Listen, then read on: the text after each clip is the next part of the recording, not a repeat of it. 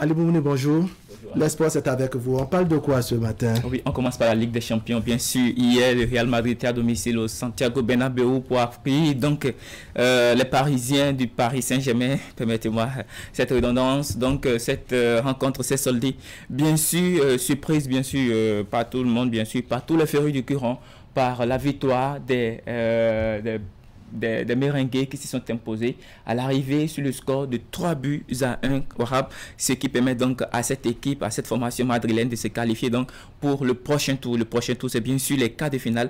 Ils se sont donc imposés sur l'ensemble des deux rencontres, 3-2, et c'est grâce à ce Tom que vous voyez sur l'écran, Karim Benzema, qui a inscrit un triplé. Ce sacré Babu, hein? Voilà, le sacré Babu, qui a inscrit donc un triplé hier, permettant donc à son équipe de prendre son envol. C'était l'étoile du terrain hier. Oui, bien sûr que Wahab et donc devant près de 65 000 spectateurs hier du côté de l'Espagne, le Real Madrid a su donc valider son billet pour le prochain tour de cette grande compétition, je peux le dire ainsi, de l'Europe, et bien sûr une compétition qui est très suivie dans le monde entier. Le Real Madrid s'impose donc 3-1 bon, voilà, face à cette formation parisienne qui a dominé, je dirais, l'ensemble de la première partie de cette explication, et aussi le match aller avec son avance d'un but à l'aller, et puis les deux buts à la pause, les deux buts bien sûr après la première mi-temps de la deuxième explication qui comptait bien sûr pour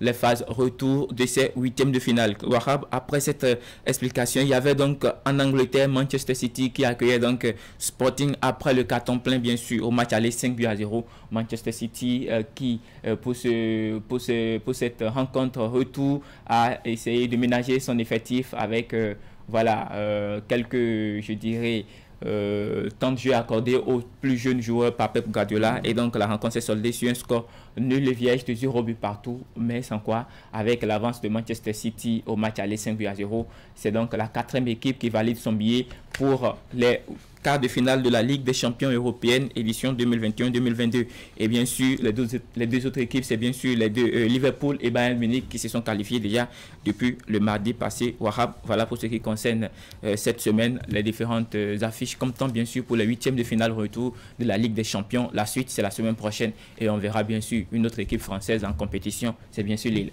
Alors, nous sommes jeudi, on a un traditionnel rendez-vous. Oui, avant ça, on parle un peu, on continue toujours avec le football pour parler de la Super Ligue professionnelle du Bénin. Donc, hier, on disputait la troisième journée de cette compétition. Il y a donc eu 7 explications disputées au total. Ayema était à domicile face à l'Union sportive des Cavaliers de Niki. Ayema s'est imposé à l'arrivée 5-2. Comme vous le voyez sur l'écran, à l'Association sportive de la vallée de Lemay et les Buffles se sont séparés 2-2, un but partout. La jeunesse sportive de Pobet s'est imposée 1-0 à Béké qui enregistre donc sa deuxième défaite, et puis 4 buts encaissés et 0 but marqué depuis le début de cette Super Ligue professionnelle du Bénin. Jefa également s'est imposé à Panthère FC également qui est en difficulté, qui enregistre donc sa deuxième défaite d'affilée, 2-0 face à Jefa FC. Éternel Omnisport s'est imposé face au leader tenant du titre, l'Auto FC, 1-0. Et pour finir avec ce tableau de résultats, il y a Espoir FC de Savalou qui s'est imposé à l'AS Cotonou 2-1. Et pour finir, Dadje FC s'est incliné face à Coton 1-0.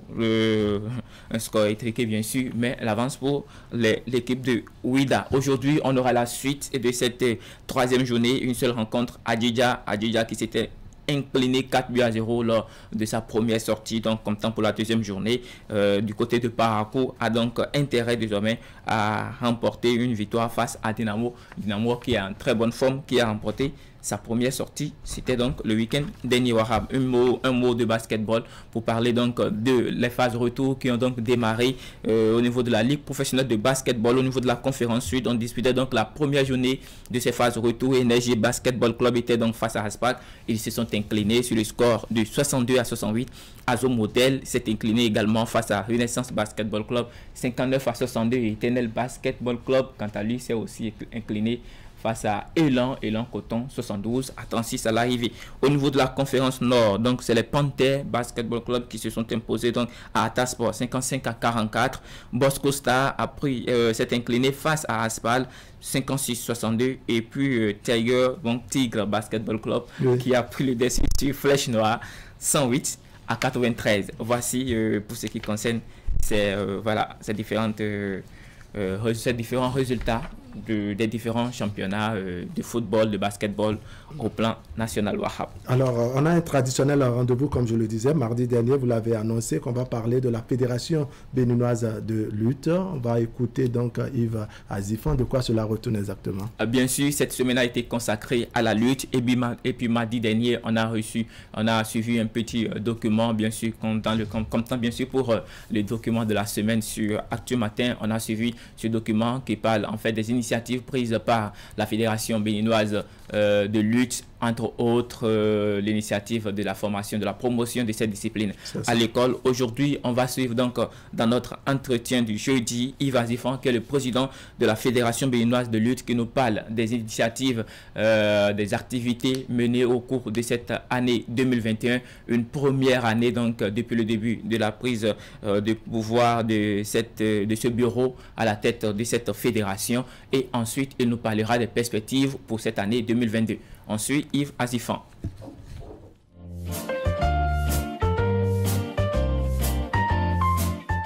Oui, en réalité, le Bénin a reçu la visite des cadres de l'Union des fédérations francophones de lutte qui sont venus au Bénin pour 3 raisons fondamentales. La toute première raison, c'est présenter d'abord les félicitations au président de cette fédération et en même temps le féliciter aussi pour sa cooptation au niveau de l'Union des fédérations francophones de lutte. La deuxième raison, c'est présenter la lettre qui met à disposition le directeur technique de l'Union, M. Christian Lazadanga, et à la disposition du Bénin. Et la dernière raison, c'est aider également la Fédération béninoise de lutte à trouver des partenaires techniques et financiers. Donc, au cours de leur séjour, nous avons profité pour rencontrer l'ambassadeur. Nous avons fait beaucoup de tournées, dont l'ambassadeur de la France. Avec l'ambassadeur de la France, nous avons discuté vraiment des grands chantiers de la fédération. Nous avons discuté des grands projets, dont Femmes Sport Santé, beaucoup de projets d'avenir. Voilà un peu ce qui nous a amené vers monsieur l'ambassadeur de la France.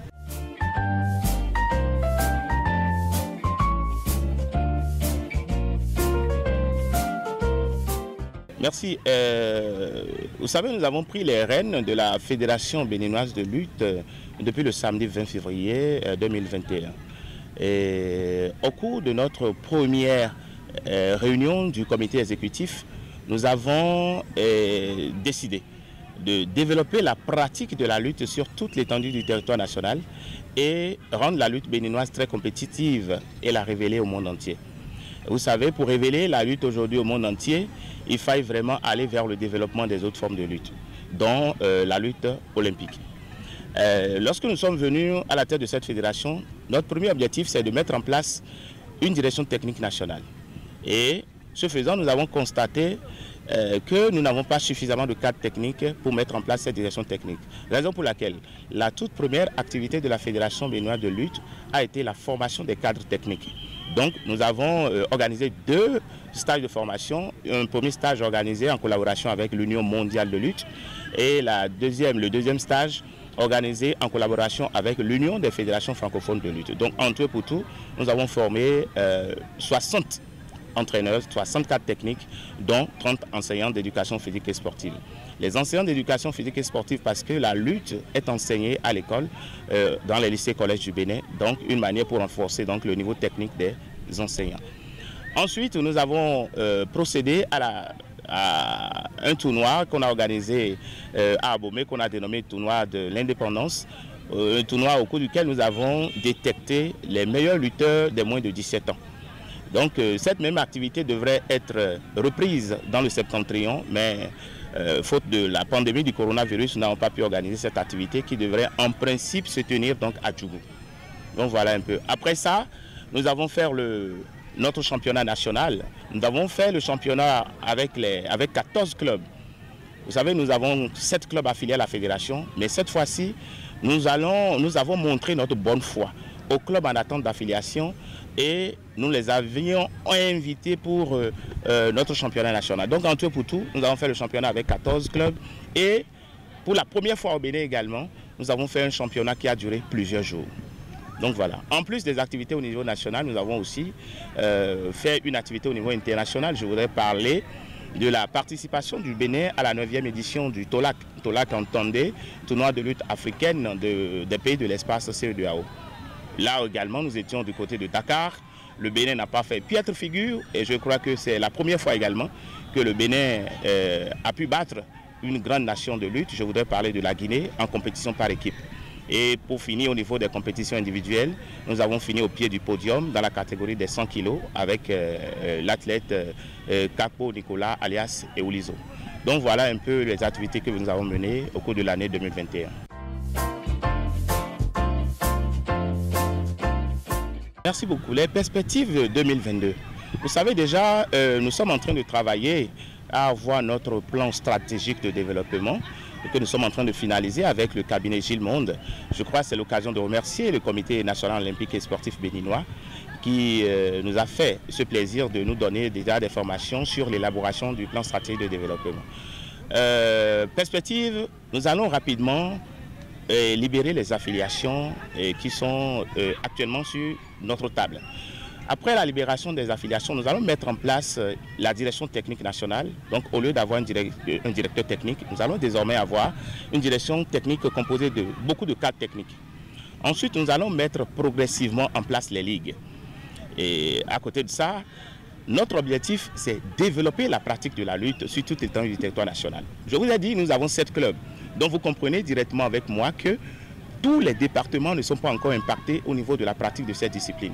Donc nous avons encore du boulot. Donc nous pensons rentrer directement, commencer par l'école, les écoles primaires.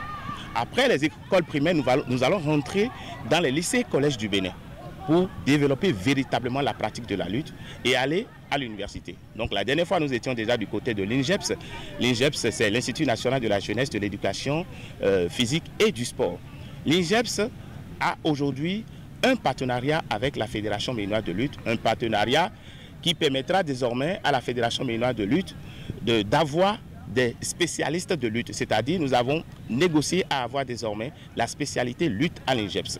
Donc l'INJEPS va nous sortir désormais des athlètes et des entraîneurs en lutte. À côté de ça, nous avons travaillé également à l'Institut pour que les cours de lutte soient enseignés dans toutes les promotions.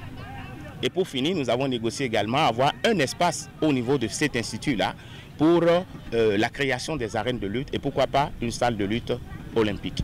Donc voilà un peu ce que nous comptons faire. Ensuite, à côté de ça, nous comptons rentrer également dans l'armée béninoise. Et après, signer des partenariats avec d'autres fédérations sœurs. Je voudrais parler par exemple de l'artérophilie et de la Fédération béninoise de rugby.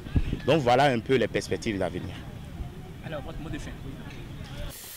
Alors, Wahab, vous l'avez bien entendu, des partenariats avec l'INJEPS pour créer voilà, une spécialité lutte dans le cursus de formation des étudiants, pourquoi pas, puisque c'est déjà au programme scolaire, donc ceci permettra donc à ces enseignants d'EPS d'être mieux aguerris et donc d'avoir cette spécialité définie, soit athlète ou encore encadreur spécialisé en fait au niveau de la lutte. D'autres partenariats, comme il a cité comme ça, pêle-mêle avec plusieurs autres fédérations et également avec l'armée béninoise. Voilà, Wahab, entre autres initiatives qui sont prises, sinon qui sont également en perspective pour cette année 2022 au niveau de la Fédération béninoise de lutte, toujours pour la promotion et le développement de cette discipline au Bénin.